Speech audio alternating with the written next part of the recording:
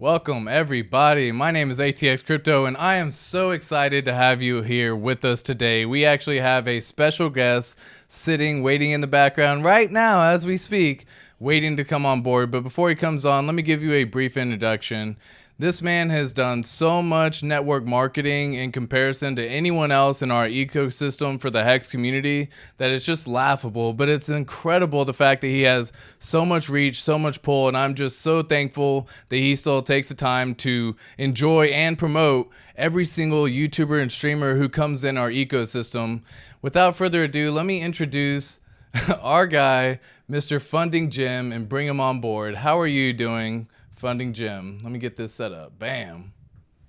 How are you, sir? I really appreciate that. That was a very polite intro, and I don't know how accurate it is. We can go through that a little bit later. But thank you so much for highlighting. When you say something like the most prolific, it makes me echo back to Ballet Brand. It seemed like every time in 2019 that someone would be starting a new YouTube channel or trying to support the product of HEX through education, Ballet Brand was bam right there. So if I'm in that league, then I think I'm doing all right.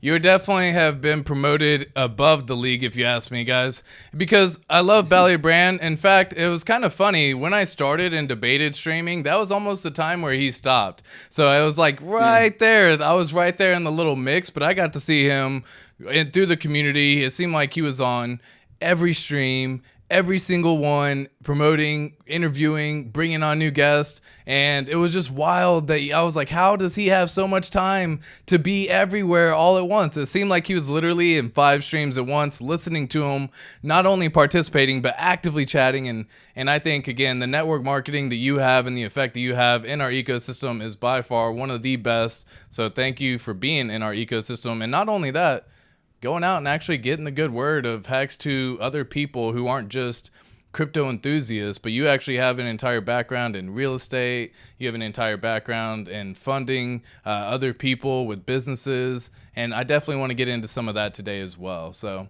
let's just go through, say what's up to everybody. Let a few folks roll in real quick. I'm going to pull up the chat over here real fast and say what's going on to everybody. We got Crypto Compassion in the house. Great opportunity to learn from a seasoned warrior, Gary. Thanks for the stream. Of course.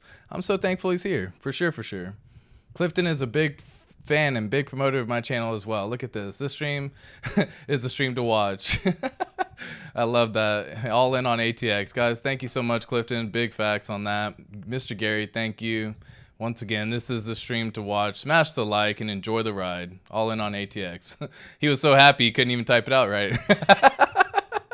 I love that. Gary's audio is lagged for me. Yeah, the audio is going to be a little bit tweaked on this one, so be mindful or be patient. We'll be all good on that one as well. But thanks for letting us know. Tin Top says, what's up, Hexicans? What's going on? Definitely Gary, our best ambassador. And I can agree with that as well.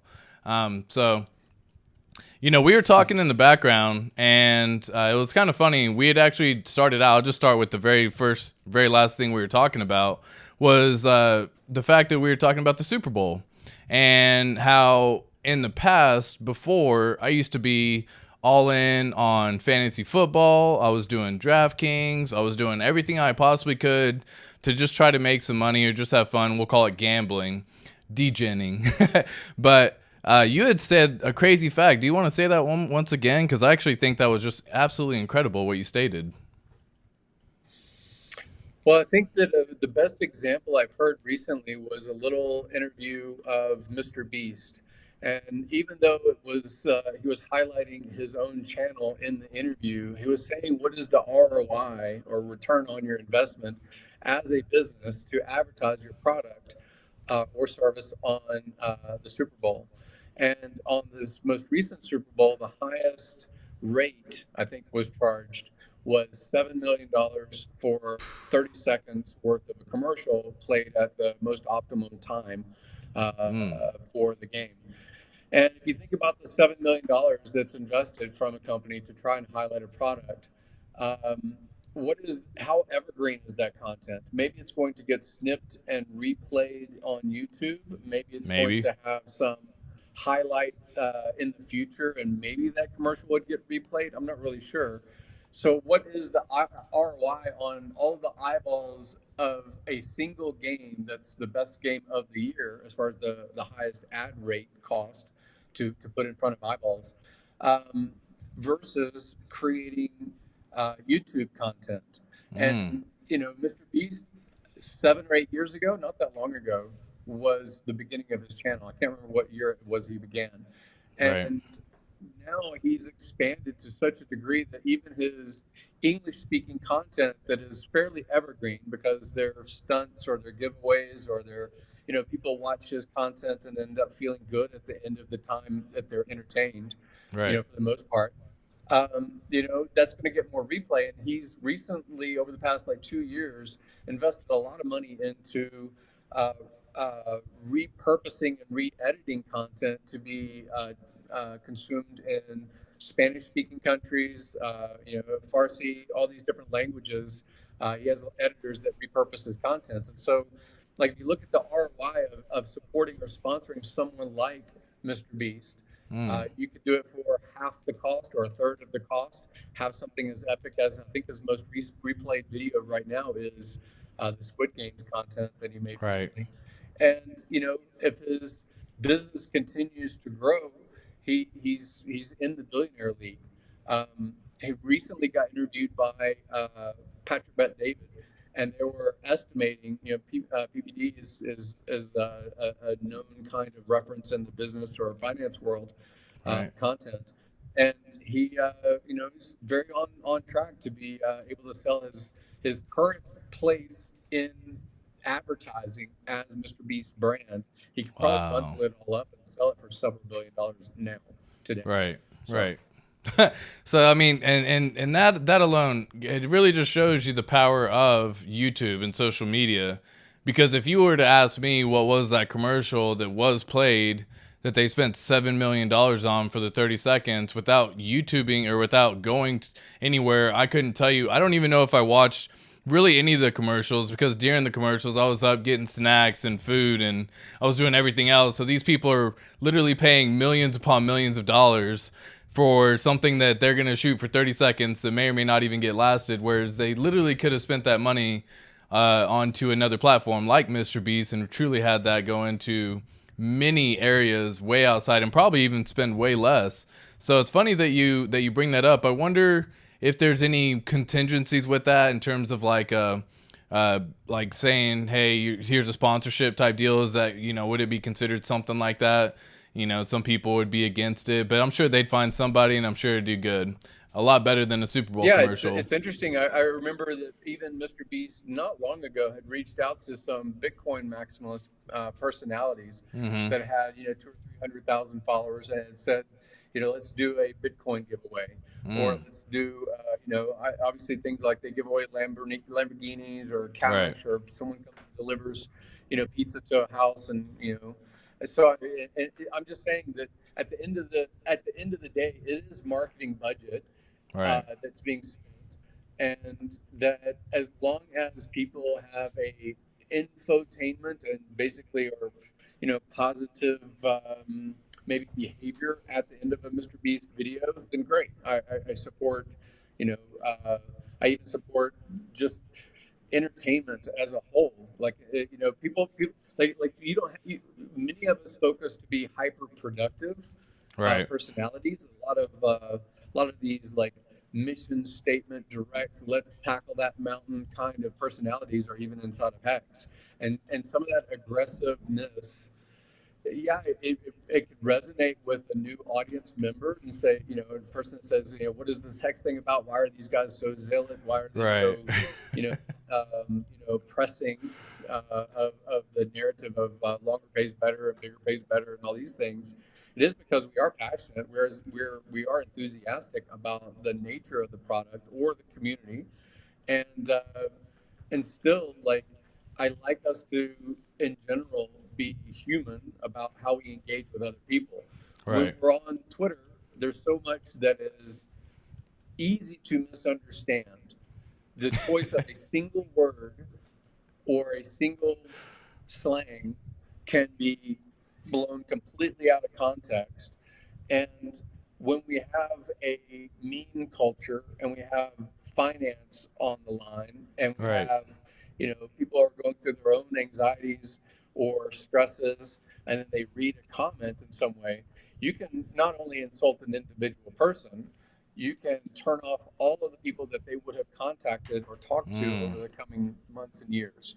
So, like, some of this thing that is annoying is the ego stroke slash drama seek element about being in hex or hexagons, but also on the other side, like, passionate people are what get ideas out there in the world. Like, only passionate people broadcast. So For sure. it's kind of something I take with a lump of salt sometimes. Well, and back to the Hex community, I just don't know if there's any other. And again, it's maybe because I'm in the Hex community, but I don't know if there's any other community that's having 30 people do daily streams and running Twitter Spaces constantly, and having 10 different people run Twitter Spaces on a daily schedule. And it's just like, again, maybe these people are out there, maybe the other communities have something similar. But I think the community, by far, you said it best, passion is what drives all of us. We're so passionate to not only benefit from sharing and growing and learning ourselves, but also helping so many other people attain that same information. And that's one of the things that almost made me fall in love with Richard Hart in reality. Whenever I first started hearing him go into any sort of discussion in the past, the only thing I ever heard was facts. And I was like, every single time he says something, he can back it up with some factual information. He is definitely trying to save as many people as he can. But again, that was just so, for me, so factual based that I was like, I don't see how anyone can't understand what's going on. It just seems like they want to argue. And I think he said it best. People misconstrue things within a single word. It reminds me of that Key and Peele skit where they're going back and forth on a text message, and one of them sitting at the house, and it's like, hey, cool, you down to hang out today? And the other one's like, yeah, I guess. And like happy, just like, simple. The other guy reads it like, yeah, I guess. Like, what, do you not like me? And it just like, and it spirals out from there. And then eventually he ends up showing up with like a spiked baseball bat, and he's like ready to go to war with them. And he's like, hey, what's going on? So it just got way misconstrued real easily. And I think that can happen very often. And that's one of the things sometimes we need to ask more questions if you end up in that situation. If you truly feel that you are in a situation where you're confused, or maybe you don't understand, or even if you don't agree, maybe just ask a few more questions like, hey, can you go into a little bit more depth, a little bit more detail? You mentioned XYZ. Can you again state what you actually thought about that and what you meant by it? Now, again, are we going to agree with every single thing that everyone says? Heck no, right? We're all people. Yeah. We all got our ideas. We all got our own individual areas. So the fact that you're out here promoting not only the smaller channels like myself, but basically anyone out there who's willing to put themselves out there in the social media world, because again, we all know how that struggle can really be sometimes, and how it can sometimes have a big mental impact on someone's mental health status. So I just want to give a shout out and a thank you to you as well for everything that you're doing right there. I really do appreciate it, and again, to highlight your channel and your content, I saw that you were being very regular, very consistent about your presentation. I saw that you were pulling information, putting it on screen, and showing where the source is of your narrative or your analysis. I thought that was useful for anyone, and I've said this for quite a few years. Many of us have, and not just in Hex, but in general, like all of the things that I've ever done, I have had a lot of experiences, and like, I For will hold sure. my ground on what I have formed as my definition of reality, and I'll be like, oh, this is what I believe in, and this is why I'm going to broadcast it or live a life according to it. Right? Like, Right. that's my reality. Right. And what I don't want to do is shout down someone that is reasonable in how they present their reality. If they believe that something's going to happen, and they're pulling from some data source like I'm trying to do with my content, and we can have the ideas, both ideas, put out there, and Right. audiences will consume it, and they will decide based on, I think of it like the intellectual analysis. Right. Sometimes it's just emotion, or that kind of stuff that plays out on, especially on social media platforms. But like, I really like your content in general, Thank you. and it's similar to other people that I really respect. Although I get heat from supporting, and sometimes, which is that they're not going to be necessarily maximalist, and they're not only going Right. to pull from the same bit of information or well of information that many of us pull from. They're going to show Right. contrast information. So, like in general, I just want, I'm a data Data nerd. fiend. I like more data that I can sort from and create Yeah. my own investment thesis. That's Right. better for me than a single silo. Well, and that's something I tell everyone as well here on my channel. I say, get that contrarian view as well. Like, hear the reasons why something may not be advantageous, and then come up with your own investment thesis. Like you said, you have to literally hear, because if you just hear one person say one thing, it's easy to be persuaded or swayed one way or another, essentially. But if you start doing some research, figuring stuff out, learning, hearing the contrarian views, hearing the people who are hyping it up, sometimes the hopiomatics, if you will, and you just put it all together and you say, here's what I think based on all that information. And a lot of that can be the same. But yeah, if you have your own decision, big fan of that. So let's get into a couple of questions that I actually had for you. One of them started out with Richard Hart, and he has a big role in the crypto space for sure.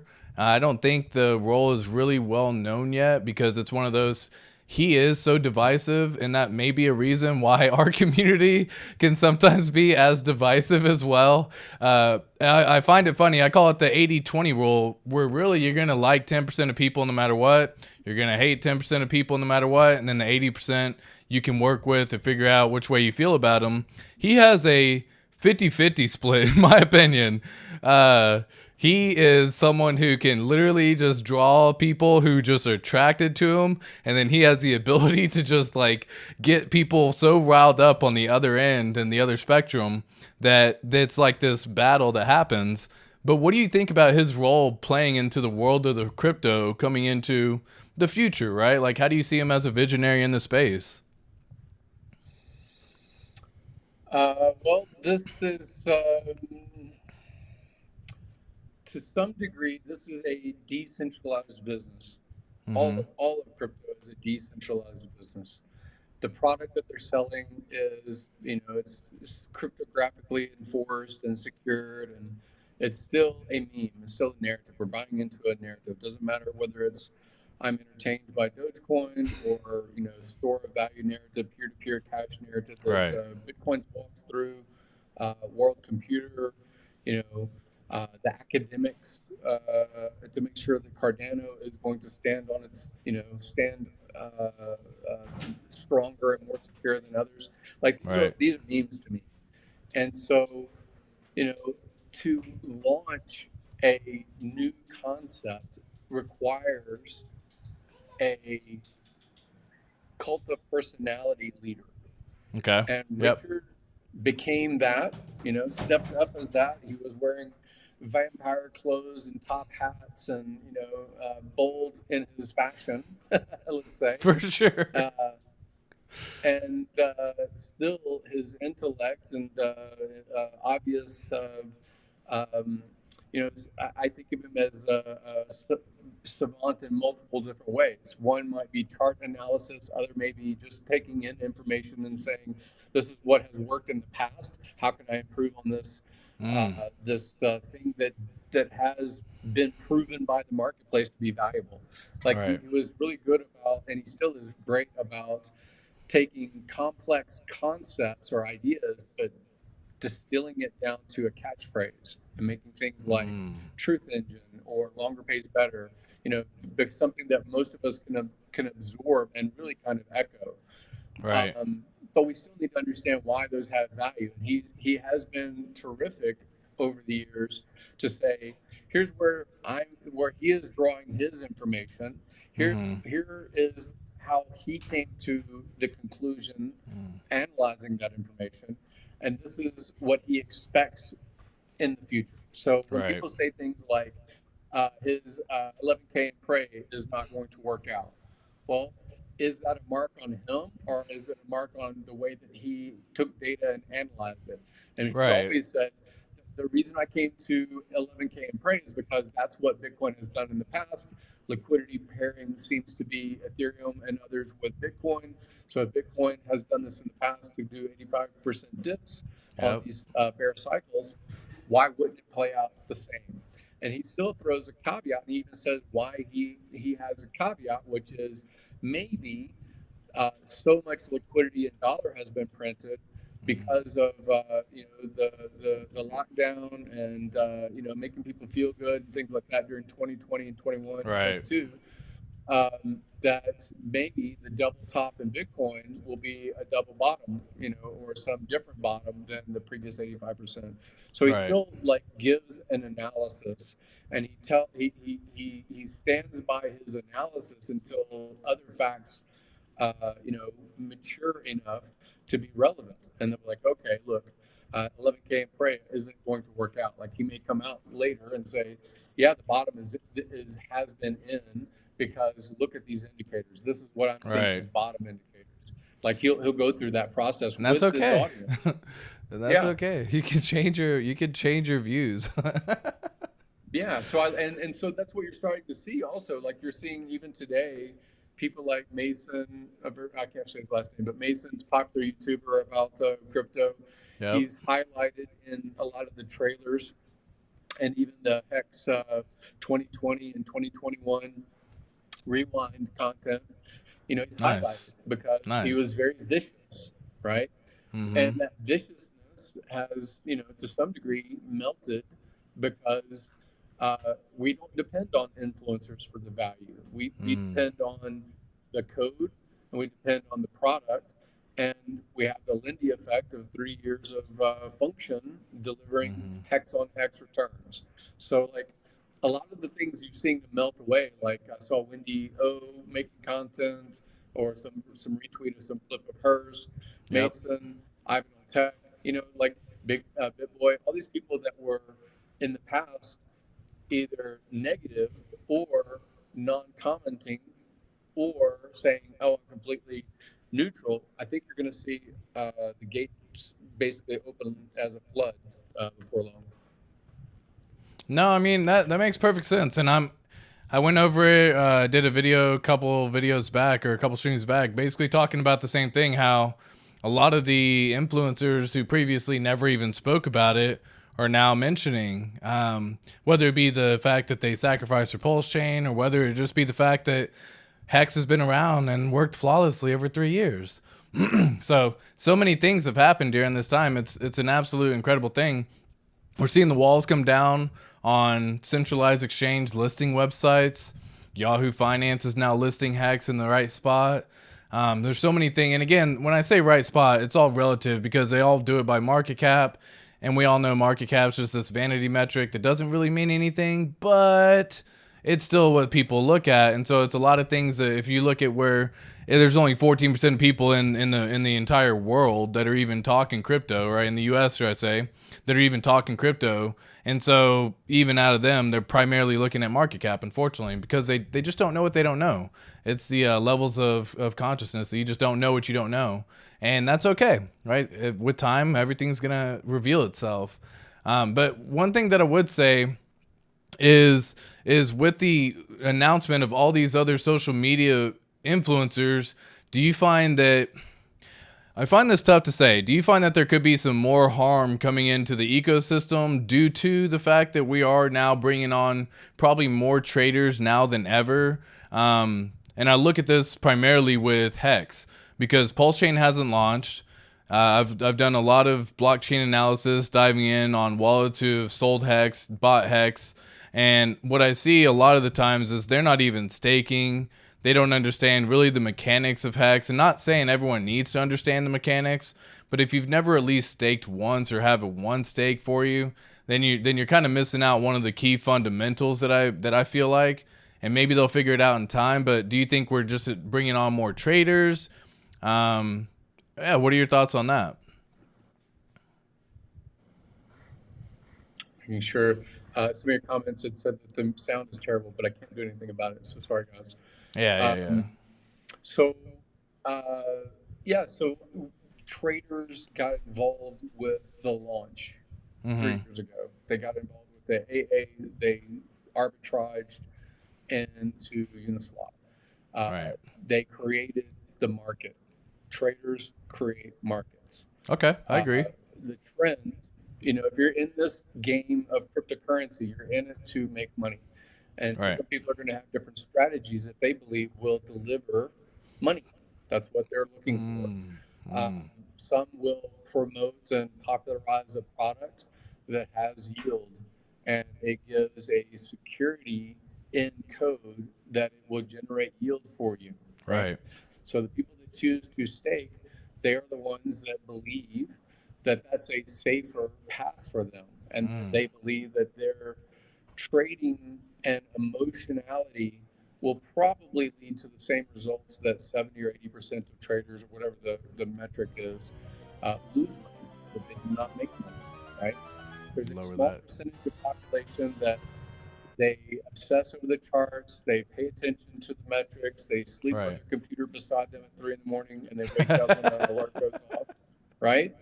And certain people that dedicate themselves might be able to follow patterns and trends and Wyckoff, all these different things that would get names about what they should or shouldn't do, right? 5 points of trading and so forth, right? And then a news event comes along and wipes out all of their gains, or they make one miscalculation, and that miscalculation or error wipes out all of their gains. So the idea that you are the best is probably evidence in this. Ask yourself in the audience, do you think that you are smarter than half of the population or dumber than half of the population? Because you're in one of those two camps. And I guarantee if you put the poll out there, most of your audience is going to say that they are smarter than the middle. Right? That's because we're biased. We think that we are better. We think that we are smarter. We think that we are more good looking for the most part. Like, our bias is not based on other people's judgments. It's based on our own. And so, like, I like the staking mechanism. It's great. I think that some of us, even when we stake, we keep some liquid because maybe there's a great opportunity, and maybe there will be, right? So who knows? Like, the trading thing, you can look at the statistics of big numbers, and you can say, here's what the trends are. Here's what the number of participants, how many make money. And I am quote unquote smarter than the other half. Like, we can come to that biased decision, or we can be very practical and say these things tend to go up and to the right. Cryptocurrency is the best performing asset class. Here's a design built-in code where I don't have to risk central authority or central exchange in order to trade efficiently and make profit and exit back into dollars. The whole reason that we're in this thing to start with. Like, it depends, is what I'm saying. And I like a sophisticated investor. They're easier to talk to. I like real estate people. They have usually longer time horizons and lower expectations as far as ROI on capital. Like, they are easier to target. A lot of crypto people, and I'm one of them, I am part of the same crypto asset class. We are simply casino players trying to make money off of a meme. And the meme doesn't have to be a cartoon. It can be just, I think this is better than that because, like, these are just memes. These are just, to me, tickers.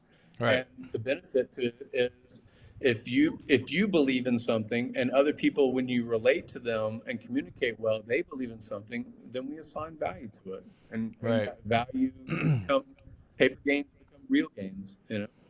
Yeah, I think Richard Hart says what my imaginary internet money is better than their imaginary internet money, whatever. So it's kind of the same logic where it's definitely there's multiple ways to win, and especially in crypto, you can get whether it be a 10x, 100x, or if you stake, you can get a 20x or a 200x, right? It's one of those things, but again, those are still massive gains for a lot of folks, especially someone coming from the real estate world. So that's a great question. I just kind of want to, pivot over there real quick while I got it. Do you think moving crypto profits into real estate was something that we should be doing? And then we'll look at chat and kind of have fun looking at them. But do you think that the crypto profits that you can make should be moving into real estate, maybe becoming a landlord, start, owning property, using that for cash flow? What are your thoughts on that, especially coming from a real estate mindset? Well, I am personally always curious about how to figure something out, and real estate just is the most recent, like before crypto maybe, is the most recent learning curve for me. Um, I think that I don't I like my let me go back to a reference. My grandfather has been a very good, I wouldn't say mentor, but he's given me some tidbits that I really appreciate. Okay. One of which is retirement means doom. And if you look at statistics for a man, when we retire, especially from a job that has a Right. repetition to it, and we say, okay, now I've turned 62, 67, 71, whatever the Social Security standard is, or now I've got enough funds that I can support myself. If we don't have something new to do, we're not restoring the hot rod during our retirement. We're not constructing, some piece of furniture or something. We don't have tasks at hand. Our Mm-hmm. health tends to go down very quickly. And That's proven. we If statistically live about 6 months after we retire. If you look at the statistics in Western Wow. societies, so we always have to have something. And if we don't, focus on a new skill set that occupies our time, Hmm. then it's not very good. So I like. That was my fault, folks. Give me 1 second. Not sure exactly what went on, but we'll try to get them back on in here. Yeah, so exactly. For whatever reason, I don't know if having a little hiccup with my internet or what was going on. Typically, you don't see that happen. Oh, and there's so many chats in here as well. Give me 1 second, folks. We're going to try to get them back in. And hang on tight real fast. We'll see if we can bring them on back real quick. Yeah, so it looks like we got a few people kind of dropping off. Let me know if y'all are still seeing the stream over there on your end. It's still showing up on my end. Give me a little heads up in chat. I don't think it's my internet. I think it's Funding Jim. Well, let me know if I'm back, right? So King J, if you're still here in the chat, give me a little thumbs up with a little heads up and let me know that everything's good. It says reconnect, but maybe the link broke. Yeah, so not sure either. Want to try and join again? Yeah, because for whatever reason, that was very odd. Everything kind of slowed down on my end, so it may have been my internet, which is, I'm not going to say rare, but it doesn't usually happen. But again, internet's internet, and we can't control it. So I see a few people are coming back in. I'm going to try to get Funding Jim back in here, or Gary back in here again. Thank you so much, King J. ATX, you're coming in clear. You're back. Crypto Military Vet, thank you so much. We're going to try to see if we can get them back in. It says waiting for host. I don't know. I'm going to try to reset one more time.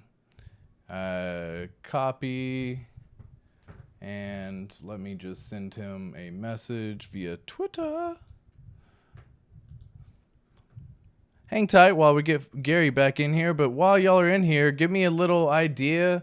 I know there was a little bit of some audio issues. I apologize about the audio issues coming in over there on that side. But it seems like for whatever reason, I think it may have been my internet in terms of that coming in. So I just resent the link to him again. Just reset and sent a new link. All right, we're going to see again if we can get him on in here. Jesus Christ. I just read Twitter. Twitter's such a dark place sometimes. If you ever just want to get like sad, just go through Twitter and just check it out for, 30 minutes, and I can guarantee you aren't going to be feeling as happy as you were when you first hopped on Twitter. I'm going to see if I can again get him back in here. Appreciate everyone's patience. There we go. He's joining now. And all right. And I see you on back in here. Apologize for that, but here we go. I see everyone kind of coming in, joining again. So let's give a little quick shout out. Apologize for the delay on that, folks. Let me give a little quick shout out through chat. Read some of these messages that y'all are saying while we get everything all set up over here as well. And oh wow, yeah, plenty of people over here chatting, so love it, love it, love it. All right, what's up, Hexicans? I'd like to see, yeah, so Crypto Compassion says, I'd like to see the Hexicans start to look at advertising Hex and PulseChain on other YouTube channels, cars, travel, etc.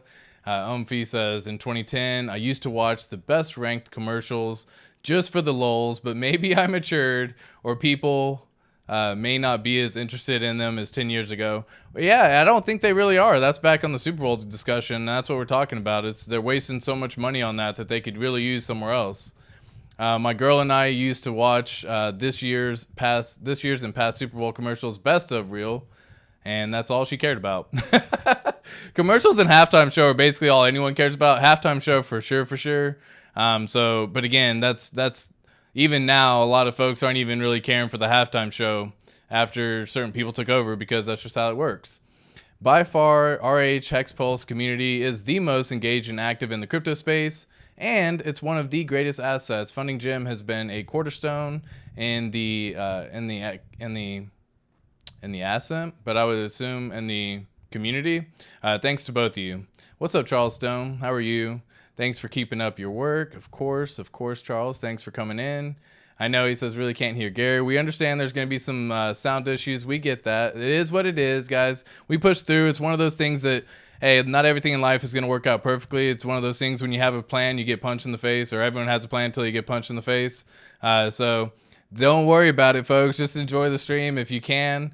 Turn up the audio. I have it cranked up on my end over here, so that way you should get maximum audio amount at least coming out. But thank you so much for that. Much love, you guys.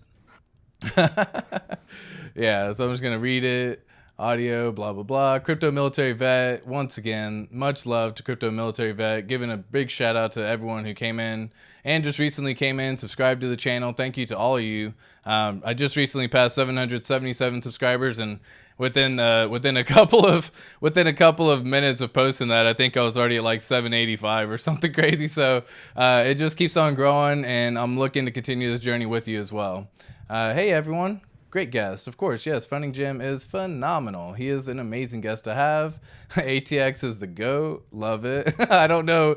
I definitely would not consider myself GOAT at this point in time. But hey, the fact that you consider myself ranked in that little world, I'll take it. You know what I mean? We got Hex and Pulse are designed for a high cap and as a vanity metric. Which, yeah, to get noticed, yeah, definitely are. And they're going to be ranked based on market cap, based on how they do the market cap calculations, and like one of the top 20 cryptos at launch, no matter really what the price is at launch. So it's brilliant strategy, because that's what people are looking for. Or they get paid, sponsored, paid, or pumping their bags. Yeah. They definitely will, and that's part of how it works. But we need to figure out something. Yahoo has Hex Cap and Forbes even now. Damn, I didn't know about Forbes. That's dope. Yeah, I checked out Yahoo the other day. I don't know if you saw, but Yahoo lists Hex in the right spot. And again, if you're looking for folks who are looking to invest in crypto and they're coming from the world of stocks, Yahoo's been a pretty big player in that world too. So the fact that Hex is within the first page, just scrolling down, people aren't going. It's like going and doing a Google search. Like, people don't go to page 2 or 3 or 4. Like, if you do a Google search and you don't find what you're looking for within scrolling for the first couple seconds, you just retype in what you're looking for. You're like, that didn't work. Let me readjust whatever I asked. And yeah, because Google no longer cares about page 2, 3, 4, 5, right? Or further. Yeah, I don't know what's going on. I'm assuming my internet has something happening here. We had a crypto freeze. We had a winter freeze that basically kicked out a lot of the power and a lot of internet in places here in Texas last week. And I wasn't affected so much by the power or anything, but the internet has been laggy because of it. So apologize for that. If we end up getting kicked again, I will just say I'm sorry, and we'll try to reschedule. But let me go through the chat just a little bit quicker here. Wendy O talked about Hex today. Damn, I heard I heard and verified she put Hex on the title. No way, that's crazy. That's what we're talking about. Wendy O's mentioning it. Other crypto influencers, Ivan on Tech, BitBoy's talking about it. They're mentioning, and just by mentioning, guys, it doesn't take a lot. They have hundreds of thousands of followers, and it really just takes a few people who just kind of want to learn something new. And what I find is that every time I dove deeper down the rabbit hole of Hex and the ecosystem, let me know if you feel the same way or if you felt the same way. It just kept getting better and better and better, and like it was wild. It was literally like I was waiting for the little thing to be like, okay, this is why everything is all good, but I can deal with this one little item. But I kept digging down deeper, and I was like, it just keeps getting better. So it was interesting. Yeah, I love seeing that they're talking about it. With all the CeFi security, FUD Hex stands out as neither, as it's neither, or it's real DeFi. Yeah. That's what you're saying. Hex stands out from CeFi for sure because it's actually real DeFi. Pulse is also bullish. Yep. And with the announcement of Richard Hart's post today, did you see that post? I'm assuming you did, Gary. Did you see that post from Richard Hart? What are your thoughts on? Actually, I want to pitch something to you. I want to see if you kind of may follow what my mindset thinks. So, I think personally that I would rather not see V3 go public on testnet. Now, based on the stream you did with Furu Finance, I think I already know your answer. You do want to see V3 public, if I'm not mistaken, and correct me if I'm wrong. But you want us to test it. You want us to play with it. And really get some good use out of it. I think that it would do better for Hex, for PulseChain, and the 4 pillars of the ecosystem that we're going to have if V3 just went public. Because again, we got private testnet running and they can do all the stuff. And I would love to get the promotion and word out, but I think that's going to happen no matter what. So I think, personally, I would love to see V3 private work flawlessly like it's done. And then we get an announcement saying PulseChain launch block number XYZ, right? Whatever that block is for Ethereum. What are your thoughts there? So I don't know if I'm supposed to speak louder for your audience or if I should speak softer so it doesn't reverb. If they give that feedback, it'll help me. But until I see something from your shout out of what I should do in speaking. So first mover advantage, and I got there first. And because I got there first and I took the risk, I should win more. Like, to me, that's kind of the frame of just go live. Like, those other people will catch up, they'll buy my bags. Okay. To me, that's that kind of framework. Okay. And I liked Hex because it was fair in its launch, in my opinion. I don't think many people knew about Hex by comparison, but certainly because it was attached to the brand of Bitcoin and the free claim possibility for anyone that held Bitcoin in their own hard wallets, or whatever it was, they could get this no value, zero value Hex, basically, because Hex didn't have value on the very, very first opportunity. And then during the launch phase of a year, it accrued value, it had perceived value that led to arbitration, that led to normalization of charts, and every 45 days it doubles, at 45 days it doubles. All these narratives. That was crazy. Yeah. That was never going to last. Thing, right? So, like, on the idea of a test net is that you're supposed to be able to test it. And that can include how much load, how much does the front end need to be able to support as far as thousands or hundreds of thousands of people making trades, making stakes, pulling, if there's a buy and burn element of PulseX that needs to be tested with load. Right. Uh, and even that load is just the people that have heard about it for years, basically, but people that have economic energy in the system or they have brand in the system. And that's not a majority of Ethereum, and that's not a majority of cryptocurrency. It's not a majority of asset classes that utilize dollars. So there's a reason to have a test net. And even our all in participation may not be enough load to test. It still is going to Right. have to grow over time. And I think it's better, in my opinion, better to launch a test net that already has run the fixer bot so that you don't see outlier cases. And if you do see outlier cases in testnet where your financial energy isn't at risk, you can game and you can play and you can see what kind of mistakes in your investment thesis might not result the result that you want. And it might not give you the results you want, right? So Right. like there's a lot of reasons to have a dry run, in my opinion, both technology wise and participants and narrative and marketing. There's all kinds of reasons to have a test net that has run that AMM fixer bot, pulls liquidity to PulseX, allows people to stake or validate, through hardware. Like we didn't have a hardware option in the past. We were all relying on a delegated proof of stake. So there's a lot of reasons that I think that a test net should happen. And even though people get frustrated because they can't have their financial goodies right away, I think Right. it's required. I think Richard will do it. So I'm actually okay with the same length of time, whether it's private or public. I'm okay with the same length of time of it being tested. The only reason why I mentioned that I think it should go not public is because now HEX is so freaking correlated to PulseChain's announcement, lack of announcement, anything PulseChain related. HEX is now tied like freaking like this now. And I just want HEX to go and just be its own thing again.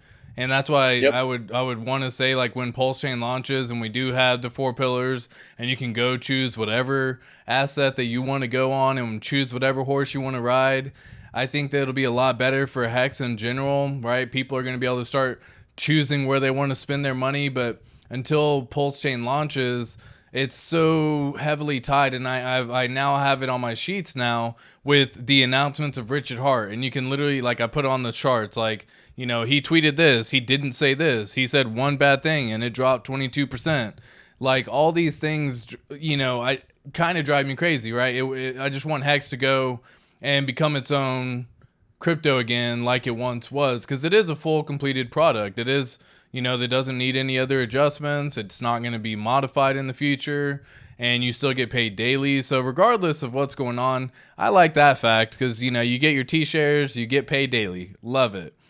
But I just want HEX to no longer be so correlated. And I think if we launch public testnet V3 and we don't launch PulseChain within X amount of time, whether that's a week or 2 weeks or whatever the market decides that's too long for people to play on, I think that's going to, unfortunately, just once again, cause the HEX price to just go and take a dump again. And that's, again, it is what it is.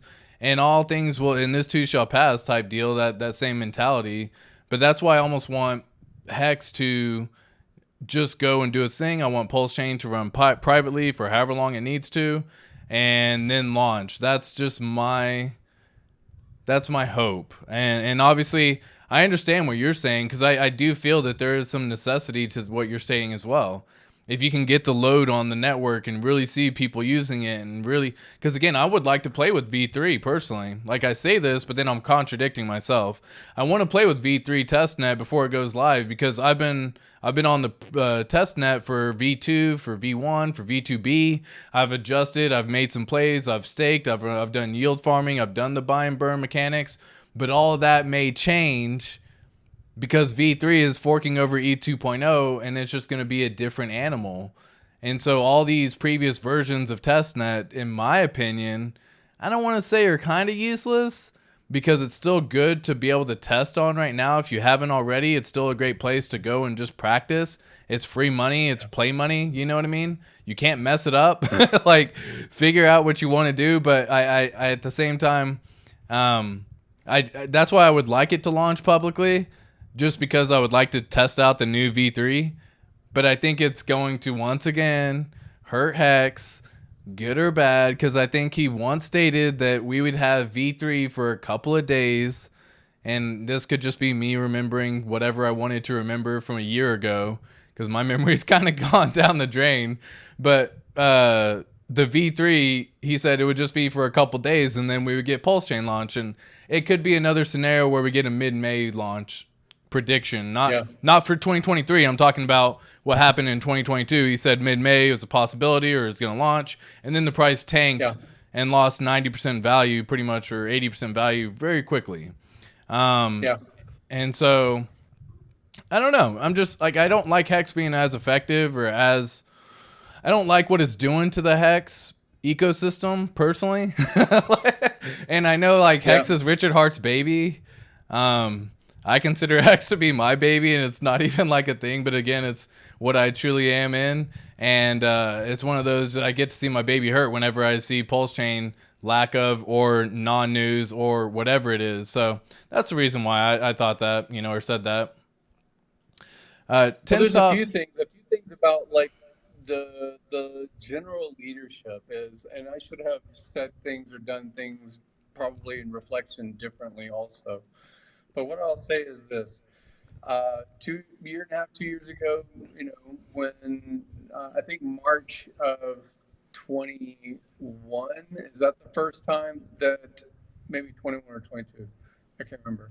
March of 21 maybe was the first time that PulseChain was said out loud. Someone just did a clip of it. March of 21. Yeah, March of 21. Okay. Mm-hmm. Then the sacrifice of July of 21 or something. Yep. All right.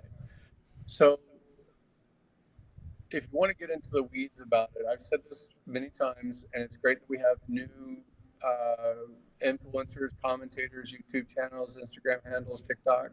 It's great that we, as a community, create new memes and new content about whether it's Hex or PulseChain or whatever, right? Mm-hmm. Eric Wall said something that made sense. It was, hey, you could have fought the Ethereum gas prices by going to an L2.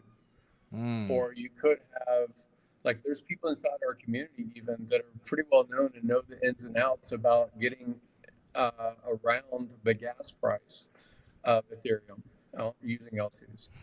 And, I didn't see that content put out there, and it might have been that they didn't want to be, harassed by Richard, or harassed by other community members, to say, look, you can't get Hex without having to have an L1. Like, once that animal was out there and people, gobbled up the opportunity of being a first adopter of an L1 and the first participant of a DEX, once that rock was rolling down the hill, basically, the momentum had escaped people, then you really couldn't or wouldn't detach from, Hex is still a great product that you can get without a $300 gas fee to unstake, or a $1,000 gas fee to unstake, because you don't have to do that necessarily, right? But we don't really embrace that, and we don't popularize that, because we have been, psychologically brand affiliated, financially invested, whatever you want to call it. We're on the L1 train now, and we have been for a while.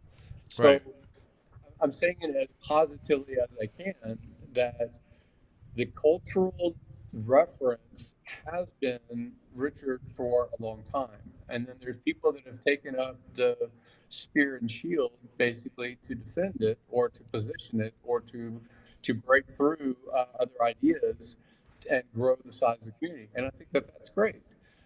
However, sooner or later, Satoshi goes quiet. Sooner or later, Ethereum has to be big enough that Vitalik's words don't impact the price. or his Mm, actions from his own wallet don't influence the actions of the foundation and don't basically sell the top of cycles, which right. triggers a lot of things. So, like sooner or later, when we mature as a community and our influencers are actual leaders, we will have to basically stand on our own merits more so than only uh, uh, re, re regurgitate Richard's narratives. Like again, that's my belief.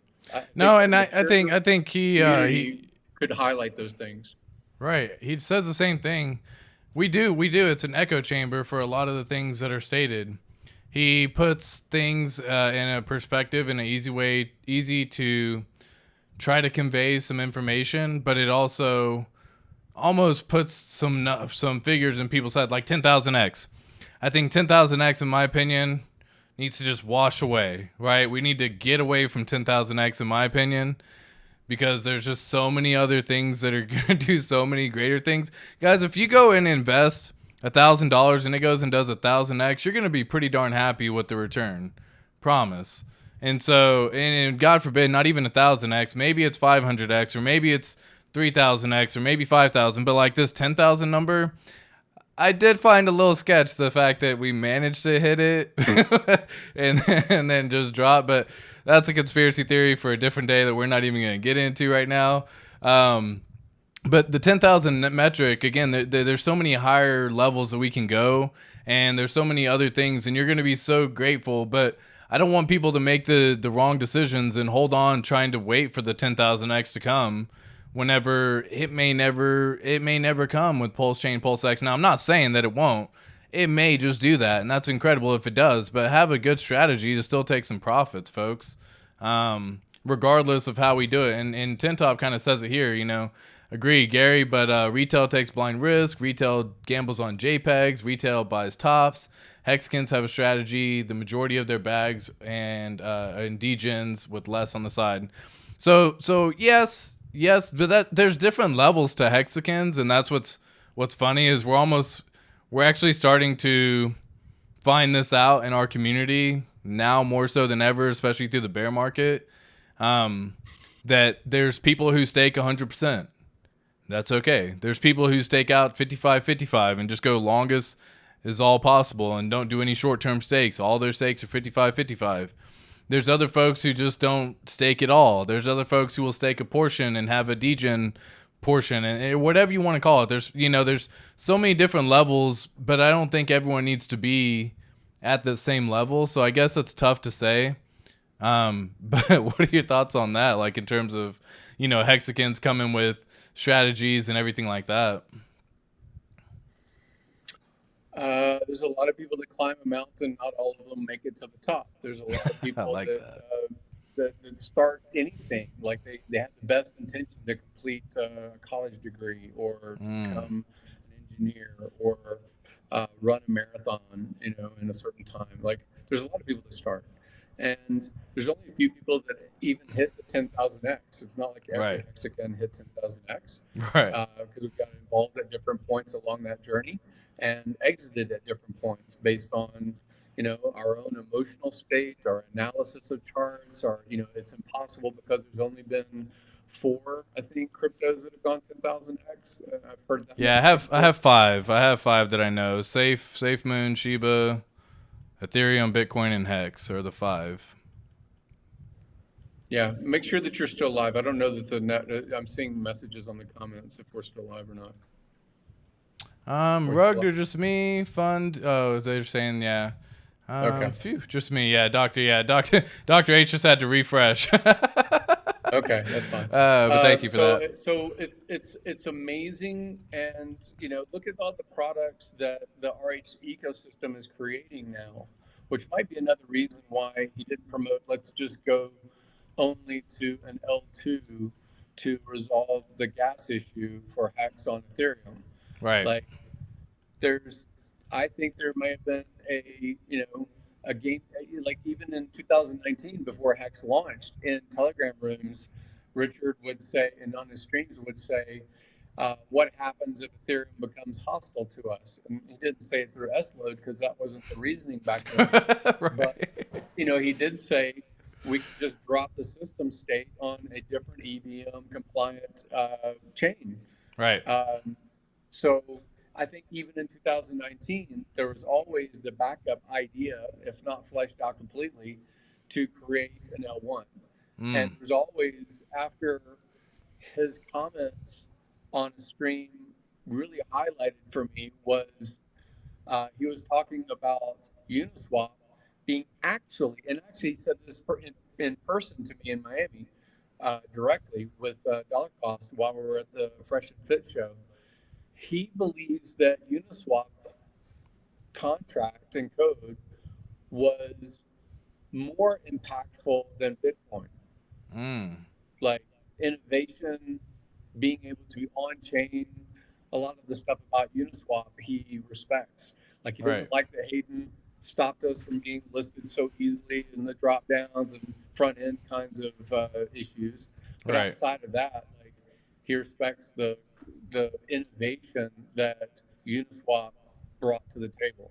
So, it's 10,000x on one thing, or let's say 3,000x on three things or four things. You can get your multiples based on partly our own effort to inform other people. Like, if Richard was the only person that ever made content of any form whatsoever about HEX, we wouldn't be a very high price point. We wouldn't have that many participants. Agreed. It is our peer-to-peer effort to educate about this asset class. Even I saw somebody had posted recently, I can't remember who it was, it might have been Gold Key, that posted the 10 things that you need to know to be successful in cryptocurrency according to ChatGPT, right? I thought those were very useful. I was like, wow, there's a lot of distilled information that apparently AI has gotten a hold of before, like a lot of other participants in cryptocurrency really sit and think about. Right. So, yeah, education, man.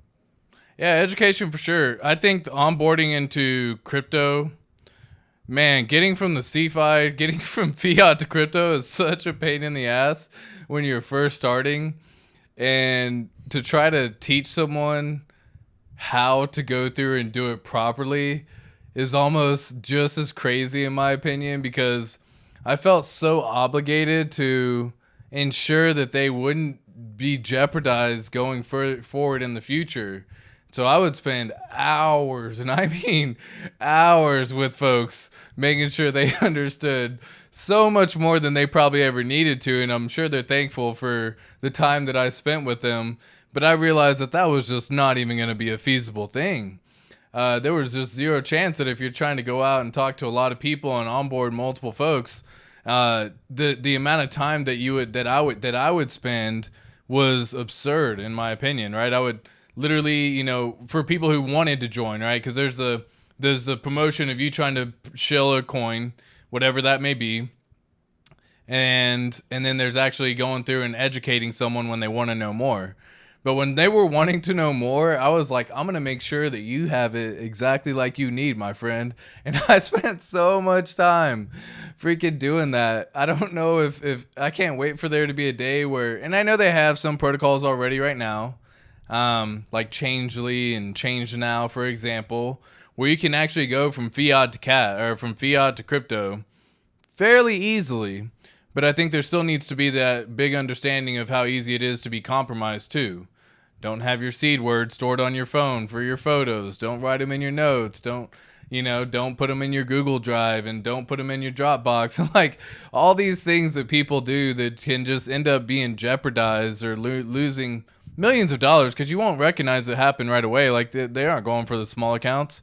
If you have, $1,000 in there, like, yeah, you may get hacked, but I doubt they're going to spend time wasting that time, If you have 200,000, a million, 2 million, 10 million, and you're holding Ethereum as well, like, you're probably going to get screwed if they get access to your wallet. So I think, God, I spent so much time on that. It was so crazy.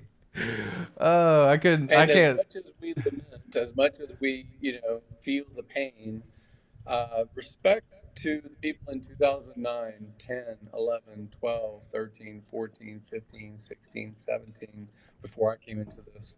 Like, Mm, they didn't have those things. They didn't even have the convenience tools that we have. They right, didn't have embedded into your browser kind of MetaMask. They didn't have, right, smart contracts that could execute while you're sleeping. They didn't have those things. Like, so yeah, it's challenging, and the next generation of people that participate may have a slightly easier path. And I don't know that economically that means that it's more valuable or less, because is a diamond valuable because it is a clear stone, or is it valuable because it's in the mm, heart of a dead volcano and hard to mm, get to? Is gold valuable because you get married and it's a promise to a partner and you wear it on your finger for a lifetime? right, Is that what gives it value? Is it flex value because others see it and it's just a gold chunk of metal on your chest? Or is it valuable because so many people look for it and don't find it, spend right, money and life and blood to try to find it, and then once they find it and refine it, they put it back in the ground in a different thing called the vault. So, yeah, so it's part of this value is a little bit of the difficulty and a little bit of the risk gives it value, the risk of loss. right. Sovereign control comes with a price. Um, or else we would simply be going to Wells Fargo and Chase Bank and saying, "Make us millionaires, man.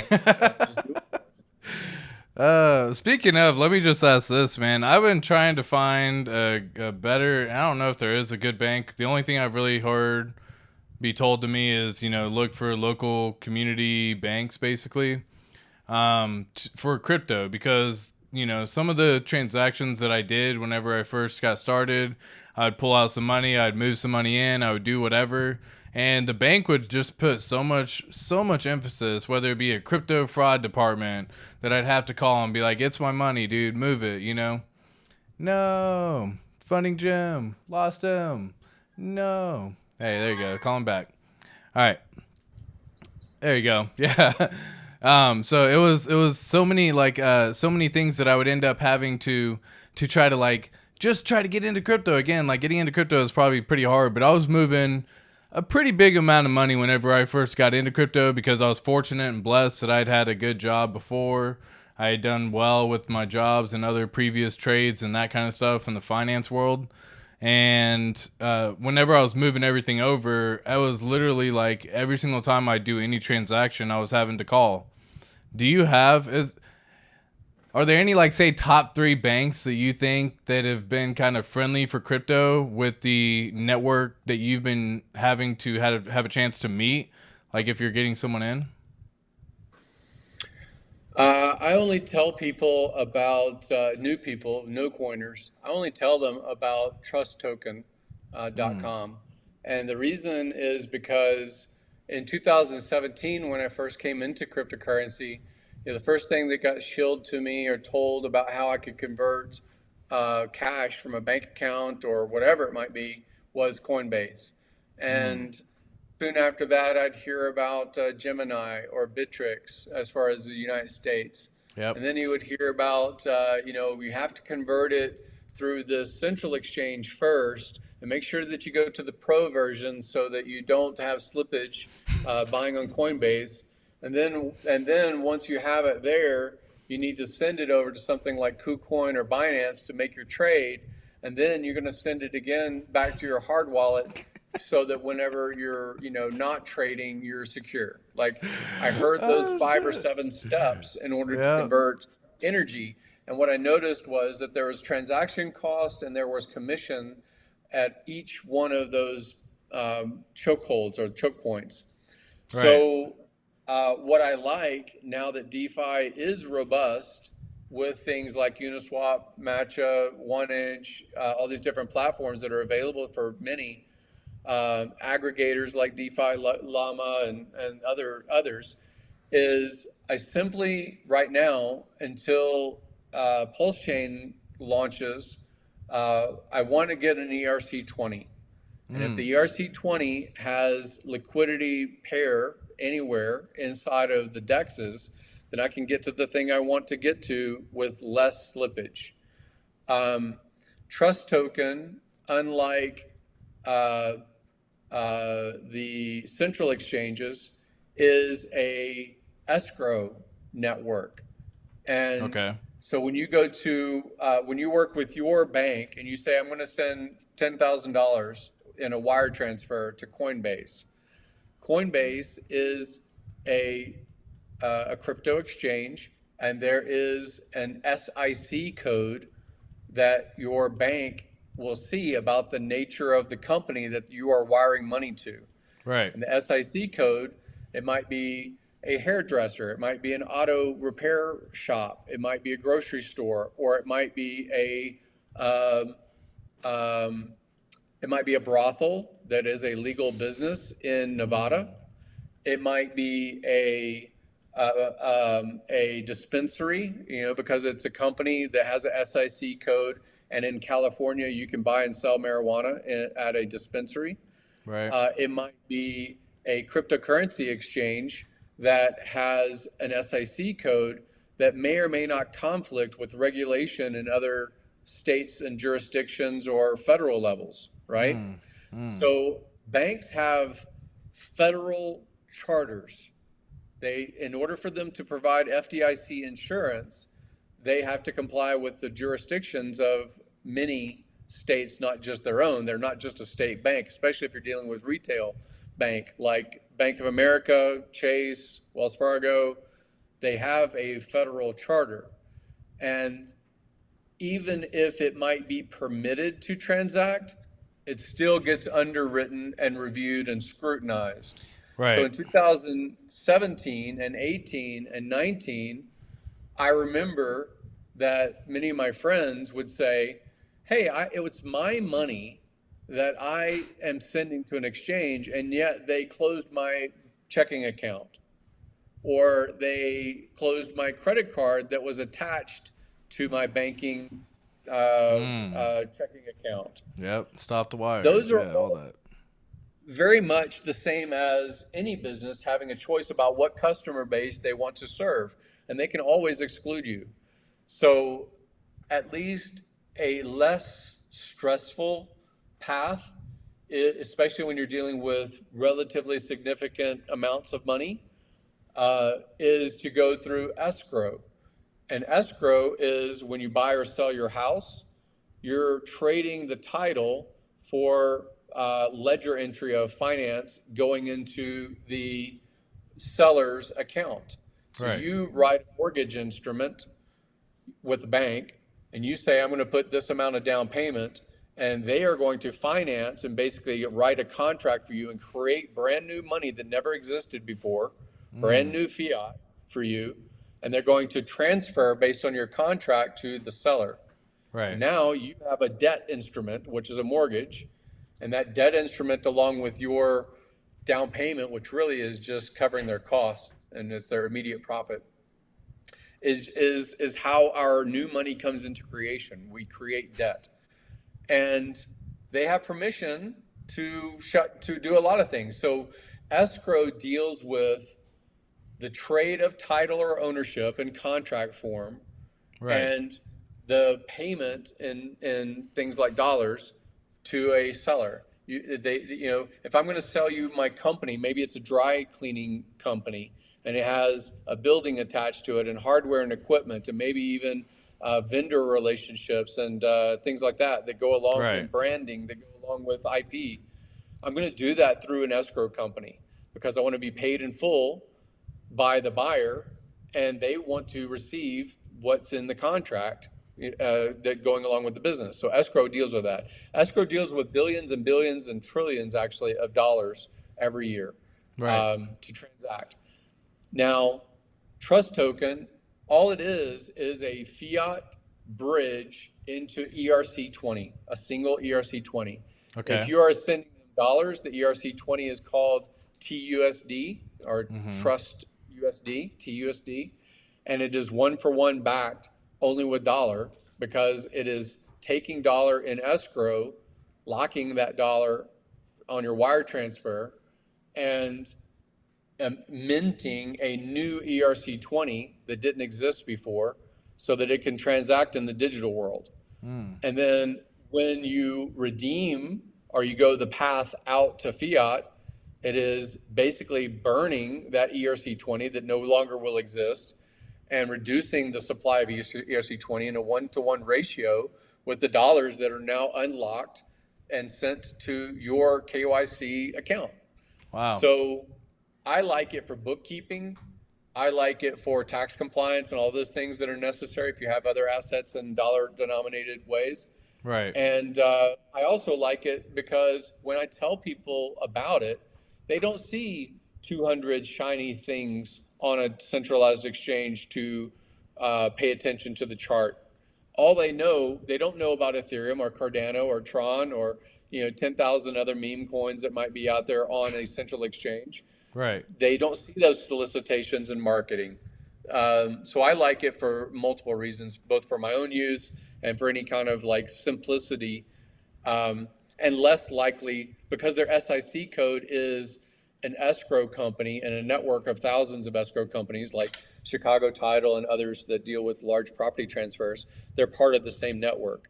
And they were also launched by, I think if it's not, what is it called when you've gone to a certain college? I forgot what they're called. Alumni. If it's not alumni, it's also, I think it's also Stanford. So it's Stanford alumni that launched TUSD in 2017. And yeah, I like them. I've dealt with them since 2017. Interesting. That's very interesting. That's a great point. Yeah, I need to definitely look some more into Trust Token now. You definitely gave me something to research. I have seen TUSD just in passing, but I thought it was just another stable coin, something like USDT or USDC or something along that line. But it makes a lot of sense. I'm a big fan of going with the escrow route and setting that up as well. So I definitely will do some more research into looking into that because I think it'll help transact, because I've been having a hard time finding which bank I want to go with, and I've just kind of been twiddling my thumbs. I've heard go with local community banks, but I think all of them have their own drawbacks, and they, like you said, can choose at any point in time to do whatever they want to do, and you're just their customer, and they're okay with losing you because you're not going to make or break them. So yeah, well, there's other paths. I mean, 0x Coast is working on the fiat bridges to all these different countries for PulseChain. So 0x Coast may be a path. Maven Credit Union is a new charter credit union, and the credit union laws are actually different than retail bank laws on what they can and can't do. And even in their, I think it's a 1936 charter that allowed for people to create these things called credit unions, right? Like the origin story of what a credit union is, right? And they are also working toward being a direct to PulseChain fiat bridge. So you could just have a bank account with credit union and then convert $1-to-1 dollars for their very similar to TUSD. It's just a 1-to-1 PRC20 that they're working toward. And that's a Maven Credit Union that you're talking about? Yeah, they were also at the PulseChain conference. Maven, M-A-V-E-N, Maven. Yep. I can send a link later. And then there's all kinds of other stuff like people know about, that work for a while and then they break, like MoonPay or just buying directly through MetaMask's, method or whatever they use. Yeah. Those are all relatively small-ish, and you still need to have a route to dollars eventually, or euro, or Hong Kong dollar, or Australian dollar. I think that TUSD has 4 or maybe 5 different, Singapore dollar also. So I think they have 5 kinds of currencies that they deal with.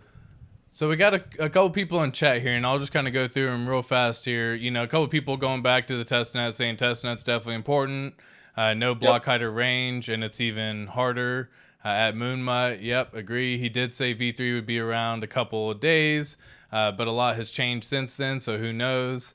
And we actually go in here. And by the way, Gary, your mic actually whenever you connect it again this most recent time, I mean, it sounds great. I'm not gonna lie, I don't know what was changed or what Okay, happened, but I just wanted to give you some feedback on that because you can see even in chat, no one's even mentioning it anymore, and it does actually good, sound really good on my end as well. great. Academiciated saying up late night on school night, fellas. Well, I appreciate you sticking around and staying up night. Hey, Alan actually asked a question. I wonder if any projects other than Hex that has ETH gas fee issues are going to utilize PulseChain. I didn't see them adopt ETH or ETH now. Because do you think what was the issue with Ethereum Fair and Ethereum, proof of work or whatever? What was the actual issue? Was the fact that is that kind of like what we're talking about? How if we don't see any announcement with it, any build up for it, anything that happens to it, and then it just kind of falls flat in its face. And while it can work in the end, it may just take much, much longer than if you just do the build up and going back to what you talked about, the 3 months of having people promote, make the TikToks, test it out, put the load. Do you think that was something that they just kind of like fell on their face because they didn't do that, or what are your thoughts there? So I think what I recall about and my thought process about why Richard did or didn't make any commentary about ETH Fair, ETH proof of work, basically when the fork or the merge happened in Ethereum, Mm-hmm. uh, he had time to analyze and go through his own sense of due diligence before popularizing Uniswap. Uniswap Mm, actually existed before we started participating, and when we started participating, that's when they started getting volume. right. But they existed before we started doing anything with them. And I think Okay. that during that time, he was deep in the weeds about how the code worked on Uniswap, the DEX, and he was, not that long into, as far as I understand, uh, analyzing Ethereum's strengths and weaknesses at the Okay. time of 2019. Right. So his I don't think he's a move fast, break it kind of personality. Like Right. a lot of software you can update because your video game stops working, or like the software, if they need to do an update, we're just going to click something Right. and it will improve. But you can't do that with finance when the money is a digital form and can trade out of that digital form into a different one and then exit into dollar through somebody's account. So Right. like he takes a lot of responsibility that way. Now, For ETH sure. fork that became proof of work, I don't know enough about it to where he could have looked at how many people were running proof of work support in servers, and how easy or hard is it to 51% attack. Mm. I know when Ethereum forked from the DAO from ETH Classic to the current version of Ethereum, basically when Vitalik said code is not law, and he moved to the new version of Ethereum, Right. like even that was a fight. Like that was a fight for that to happen. And so like I just don't think that Richard wanted to even comment negatively or positively about an L1 that he didn't know a lot about, the Mm. fork and the actors behind the space. There wasn't Right. popularization by the 4,000 developers that have echoed how Vitalik is amazing, right? So you didn't see public face, you didn't see public brand, you didn't know who was providing liquidity. You didn't have a path really of bringing dollar in or out of the market other than one location, I think. And even the ratios in the pools, I think, were screwy Mm. from the fork. And so you saw people get amazing ratios on the thing that they cared about, which might have been Hex. You saw Right. that people did get like a 250 or whatever X from their free fork having some value, right? Tradable back into ETH or whatever it was that came back out into dollar. Right. So I did see a lot of people that extracted value, and then there wasn't a lot of us even that promoted bringing new value in. It seemed like it wasn't brand supported, it wasn't developer supported, it wasn't other communities supported other than really Hex and Hedron, as far as I recall. Right. And then there wasn't sentiment or like, don't step on a landmine or don't take this opportunity to be a Hex whale on Ethereum F and W, right? From Richard. Like there was just no indication. So with trepidation, some people bought in and some people made great ROI and some people grew their audiences and some people lost money. And, you know, so all the things happened in a Wild West network that I think ETHW still represents. I mean, it kind of came so fast. That's what I'm, you know, the ETH ETH, like I didn't really hear any news. I heard ETH even more than ETH, if you want to ask me, because like they were like, hey, I don't want to stake. Like, I don't believe in the POS system. And so the proof of stake system, I'm going to go ahead and continue to mine. I like mining and I think that's the way I want to go. And so the ETH made more sense that, you know, there was some news about it, and then ETH just way left field that in my opinion. I didn't hear a single thing about it. I know we still have stakes over there. We still have everything over there. Are you even looking at those? Is that something you look at anymore? Are you waiting until, you know, one day, 10 years in the future, you just look and you're like, oh, wow, there's free money over here that is just sitting here and I can transact? Or is that even something, you know, you'll be happily surprised if anything ever comes of it, basically? RG3 participated in Bitcoin years and years ago, and then he forgot that he had anything in it. He thought it was a dry wallet. And then later, like he only bought it so he could buy some other thing that he needed. Like I think it was something to do with his gaming servers. And the gaming server, when he used to run like a gaming network or something, the guy only wanted to get paid in Bitcoin. So he had to actually go through the tedium of buying Bitcoin so he could pay somebody to send him graphic cards or something for his server.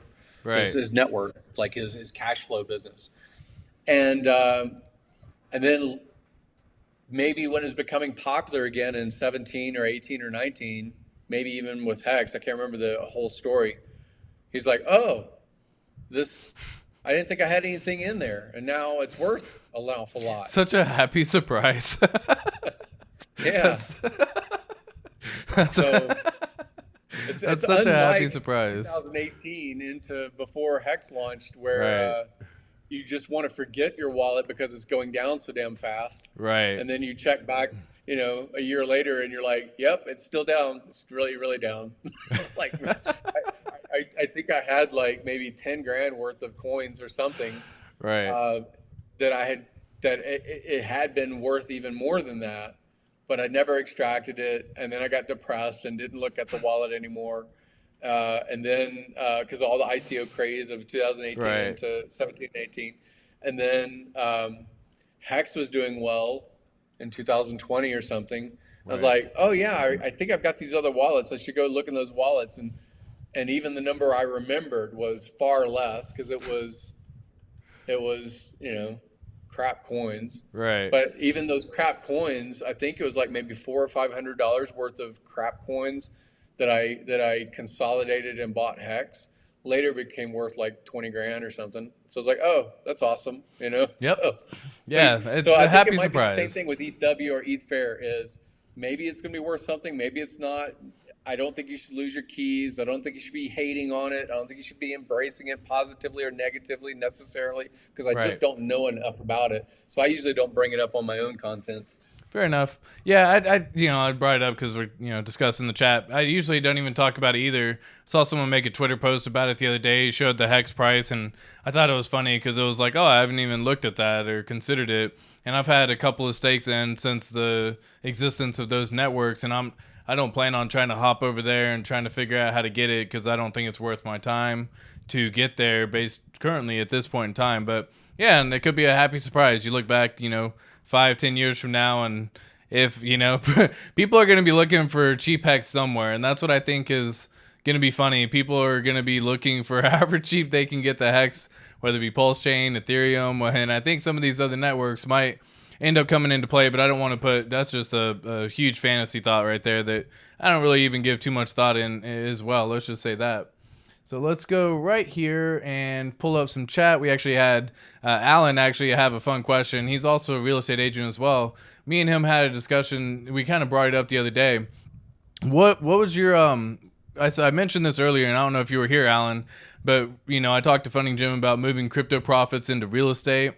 And personally, I'm not a fan of doing that. I didn't want to become a landlord, or if I move my crypto profits into real estate, it's because I actually want to own the properties and use it as a vacation rental, or not rental, use it as a vacation house whenever I want to go travel and do that. But, letting someone else stay there, becoming a landlord was never really my little cup of tea. I'm more of a fan of setting up CRTs and trusts in that regard, that I can put the profits in there and then have it pay me a certain, monthly, quarterly dividend or amount that I get paid every single time. And I thought that was a much better use of the money, because yes, real estate is very long-term minded, guys. If you have a real estate, you have typically a long-term vision, 5, 10, 15, 30 years, like you're looking way down the line. So I'm not looking for it for like an investment opportunity or cash flow opportunity in that regard. I think it would just become more work. But remind me again, do you think using some of those profits to become a landlord and learn a little bit more, do you think there's better effective methods that you can put your money into, like promoting your network on someone else's channel or whatever, like we had talked about, using some of the profits to help build up other folks in the community and help them grow, and becoming like an angel investor? I know that's something you've done or you do, and especially with your business, you're offering the $250,000 for folks who are looking to start the business. And for those of y'all who don't know, you can go to fundingjim.com and find out a lot of information about this stuff. But do you think it's better to go check out something like that, or what is your stance in those regards, putting profits somewhere? Yeah, so first of all, I should update the website in general as far as Funding Jim. I'm not really that active. So my origin, like my joy is, and my validation, social validation, plus profitability, I guess, has been to incubate, or to kind of be Johnny Appleseed. I'm more of a farmer or a nurturer of relationships over time. So real estate, even with real estate, what I've liked the most isn't providing single family home, or housing for two parents that raise their kids in a home, and the ROI or cash flow from that. Right. That's not been my thing. My thing has been incubators, hostels, places that are very close to hospitals, major medical centers, and basically tapping as tenants people that either want to build out a product, they're inventive, they're entrepreneurial, they are basically looking for network in addition to live work environment.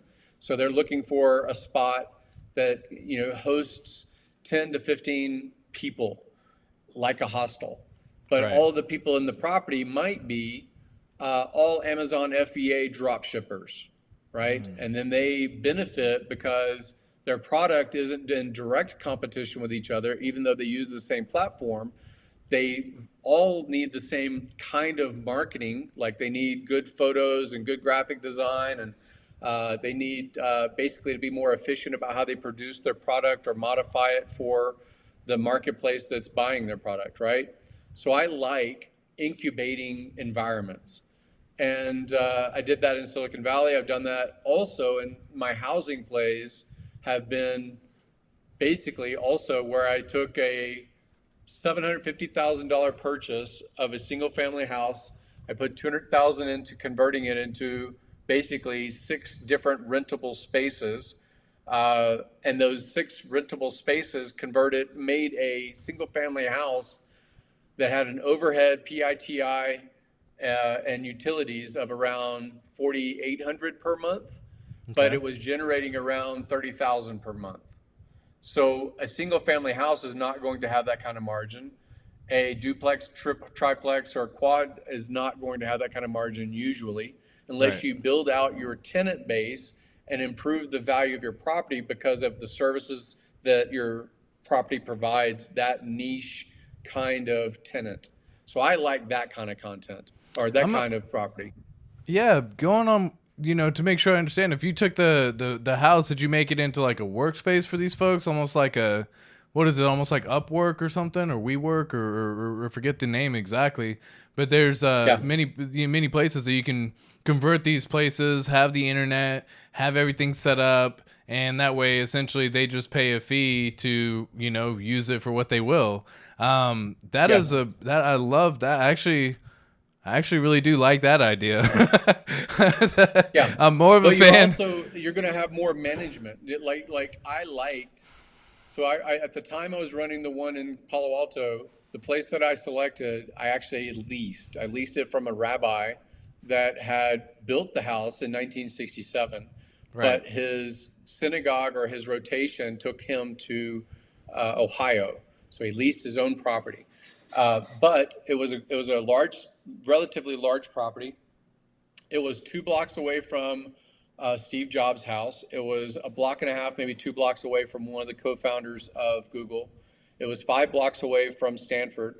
It was 3 blocks maybe to the Caltrain station that was able to go up to San Francisco or further I down mean, the south the network in effect Silicon had to be Valley. wild. Yeah. So the location was amazing location. Right. And then it was basically bunk beds for like the hostel area. And it was a dozen or so dedicated cubicle kind of desks in a converted living room area, big, very large living room. And it had private teleconference rooms. And it also had like the entertainment area was a bunch of couches and a bunch of like televisions and video games for 25-year-olds to play games, right? But it was a networking hub. So I Mm. was able to bring VC, small level seed angel VC, have them give talks on Tuesdays or Thursdays. On Wednesdays and Saturdays, I think we had like Python programmers and things like that teaching, different code, like code classes. So you can make real estate more than simply a roof over someone's head. You can make the property actually ROI a lot higher than people usually go for, which is a couple $100 margin above their cost. The amount of time it sounds like it would take to do that, though, and the amount of energy would also almost be a full time job. Not, I mean, I'm sure, like I said, you can bring on different, property managers and bring on different areas who have that expertise, so it isn't just you doing it alone or whatever the case may be. Yeah. Um, So again, this was a leased property. yep. It was a different property than where I live, so I actually went to visit it. And I would go to visit at about 6 p.m. because I was working full time cardiology, two different hospitals. So I had my own life, I had my own work career, and then in the evening I would come and check and say, how are things going? How are you guys getting along? What needs do you have? Oh, you need someone to teach this, or let's have a networking party. Let's have a meetup kind of thing and invite others from other properties. Like it sounds like it would be full time, but like every business, you can be more efficient and you can actually put, like I incentivized, I think like the rate was $50 per night. So, and there was like 17 spots. So it Mm, was making like 25 grand a month and my right. cost was around 7,500 a month. So yeah, it was cash flow and that was rental arbitrage. And it was also like I saw a couple of the spots instead of renting to individuals and saying, here's the rent to be here, to live, work here. I liked their pitch, their idea, I liked their personality, and I speculated on a couple of them by Mm, saying, okay, I'm going to get, if you want to give a percentage of your company, which was like, a tenth of a percent, hardly anything, and you do well, then great. I'll make it up by having some ownership in your product or service before it goes mainstream. And a couple of those worked out. Like one was a 25-year-old guy from Brazil that was a chemist, and he pitched a formula for mayonnaise that did not require egg, so vegans would like it. And Nice. he got it FDA approved and patented or whatever, and I think he sold his company for like 8 million or something. So Wow. like you can make it an incubator, and you can obsess and micromanage and take up all your time like you're just saying, but like good leadership is able to delegate. And I remember Right. I delegated some of those responsibilities to people that were naturally good co-host or good host personalities, and just had them, basically, say, hey, you can live here for half rate or 1/3 rate or for Mm, free if you basically manage the house, because you'll be here full time and I won't be. love it. Yeah, I mean that's definitely that's a perspective I haven't thought of. You know what I mean? And that's what you definitely start learning, and that's a great perspective. I love seeing that going that way. So thanks for sharing that. Yeah, it makes a lot more sense instead of just going straight real estate. Uh, Yeah. yeah, Dr. H says gold funding Jim. Thanks, ref for the escrow TUSD, and Alan is definitely saying, "Yep, sounds perfect now." So yeah, your sound has been phenomenal ever since you just recently connected. I don't know what changed. Yeah. ES Sports showing Maven Yeah. Credit In the Union. future, maybe because we're using Safari for this, Okay. and I think I had a Chrome browser in the background, but maybe that was it. That's the only thing I can think about changing, is that no other browser was open. Okay. Cool. We'll definitely keep that in mind, yeah, because this is the first time that I've run into that issue. But it's always, you can't. It's tough to troubleshoot live. You know what I mean? It's so tough. You Of can course. try. You can try what you want to try, but I've gone and done that before, and then I'll go on a complete tangent where I just get lost trying to figure it out. And half the time, when you fix something, you end up breaking something. So Yeah. yeah. So there you Anyway. go. Streaming. Oh, okay. Yeah. Yeah. Without. Cool. Yeah. Do you Okay. have Cool. any other specific to Hex or specific to Pulse Chain kinds of content you want to talk about, or what are your No, thoughts? yeah. Let me see here real quick. We got a millions of hex for $100. Love it. Love seeing that. Are there any celebs in hexicans? So you've had probably the most Yeah. network more effect in everyone. I think the only celeb that comes to mind is John Cena, in my head. Are there any other celebs that you're aware of? You got listed as a celeb, by the way. Alan says, Oh, yep. that's nice. Funding Jim and Richard Hart are the celebs. So you definitely probably know That's a little bit more. well, there's others that are. I mean, some of them are like athletes and things like that on different football teams, boxers. There's some Olympians, gold medal Olympians that are Hexicans. Others like Trevor Sarver, he's really good friends with his best friends are like Korn and one of the singers of Metallica, and he had his own band. His clients after his band experience, he used to be a big band guy.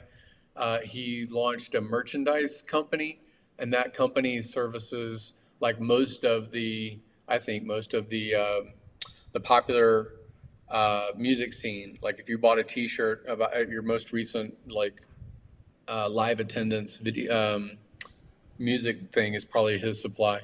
Okay.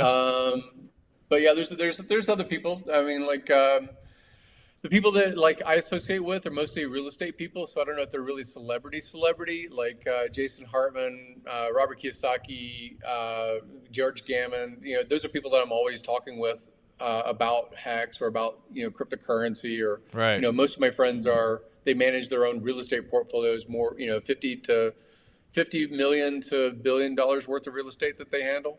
Right. So I don't know if they're celebrities in conventional terms, but yeah. Yeah, there you go. People Yeah, in no, Hex. Justin Hill. Yeah, ES Sports says Justin Hill. I remember he came in whenever he announced it. It was, I think, 2021 or early 2022. He came through running back as an NFL professional football player. So definitely pretty cool. Yeah, great response on that one.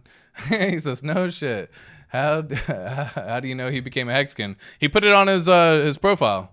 When people Yeah. become a Hexagon, they actually rep it. It's pretty funny. It's not something you typically don't write something if it's not true. Let's just say that much. A lot of folks, if they're gonna promote, especially on their social media profiles, they want to promote what they want to promote, and so he actually put it on his social media profile to answer that.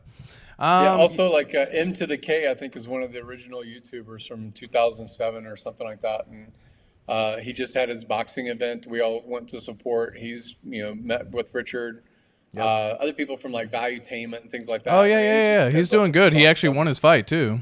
Um, Yeah. yeah, became a champion in his league as well, if I'm not mistaken. Which is always cool. Always cool. We got Doug. Hey, you guys. I'll wrap it up here with this last question. What do you think is the ultimate vision for the future of the crypto industry? And of course, like, what role do you see Hex actually playing in that future? Well, I want us to have like the cultural leader has been Richard, and the information that he has shared about the intention behind cypherpunk or crypto cypherpunk or whatever they call it, Mm-hmm. um, the intention of keeping middlemen and censorship resistance and things like that as the priority. Middlemen invented to relieve you of middlemen, things like that. Yep. There's a lot of those things that ring true. I like a lot of the sound money narrative.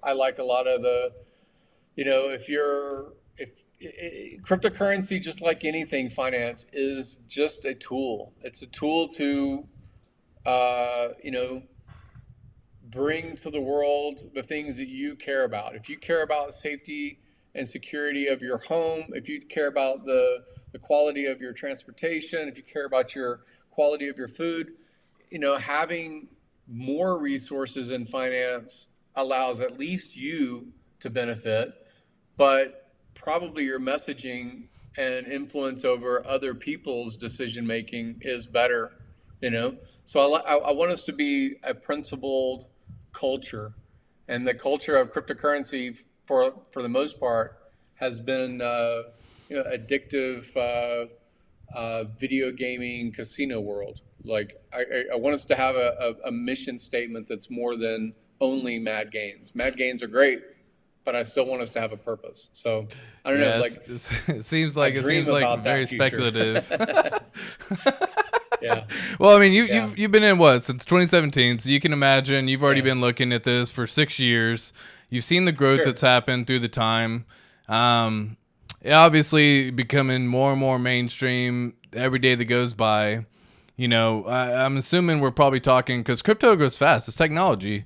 I'm assuming we're talking 5 years time frame. If you have to like put a time frame on something like that, you know, I who have no knows? idea. I don't You know would what the love it future sooner is. sooner rather than later. Yeah, Always good. Well, we got someone who says we should do this weekly. It's always fun, yeah. but it's definitely a blast having you on the stream, Gary. It's one of those guys. I know we had some audio issues in the beginning. We're gonna always get everything figured out. Now that we know, now that I have an idea that it could be another internet browser, whatever the case may be, good to know. Thank you so much for sharing all of the words of wise wisdom that you have. It was a blast having you on the show. And guys, if y'all don't have anything else, I'm gonna be hopping off as well. I got to go take care of the pups and the fam and all that good stuff. But let me actually just go through, give everyone the last little bit of shout outs real fast. And obviously, I want you to make sure that you get your promotions out there as well. So that way you can actually see everything. Yeah, someone's trying to get some models in there.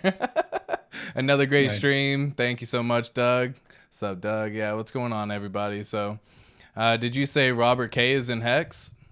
I think that's on you. We've had conversations a ton of times. I can't say if he has Hex or doesn't have Hex. Um, yeah, I'm just not going to confirm. I just leave it at that. Like he didn't buy Awesome. Bitcoin at all until after it had gone through the moon in 20 grand, come back down to 3,300, and it was because of familiarity and not the product, but the people around him closest to him. So like he's had a lot of contact with all the people that are in Hex. His closest circle are in Hex, like Justin Waller, who's part of like the Tate group of people, or and again because his relationship with dollar cost crypto has been so great. Same thing with Jason Hartman, another key person that always is around Robert. He's in Hex. He's involved with Hex. So like, there's different people that are always echoing Hex. I don't think that Robert creates his own crypto trading strategies or commentary. I think he defaults to saying the words like Bitcoin, and he only bought it when it was had already gone all the way down from 20 grand to 3,300, and he bought it at 6,000 because his inner friend circle said, you should go ahead and commit now. Like, Right. yeah. So his commentary really latches on the brand of Bitcoin, but he also holds other cryptos. Let me just leave it at that. Well, I mean, heck, you start getting into the crypto world, you eventually start hearing about other cryptos, and that's just kind of how DeFi works. So, again, Gary, it was an absolute pleasure having you on the stream with us today. If you do have any questions for me or for Gary, definitely leave them down in the comments below. I do check them out. I reply to every single one of the comments. Do you want to go ahead and promote your socials out there that I have also down in the comments below as well? But you want to go ahead and promote your socials? Yeah, it's just the correct spelling, which confuses people sometimes because there's two G's. But funding, like as in giving you money, FUNDING, GYM, like going to the gymnasium. And I'll explain at a different time where that origin came from, but just spell it correctly. There's a lot of imposters. As your channel grows, your channel will also, and your content will be imposters trying to get to your audience. So just be cautious about how you spell things. But Twitter, Instagram, YouTube, all of it is the same, Funding Gym. Yeah, it makes it super simple. Unfortunately, I wasn't able to get all those tags from my channel.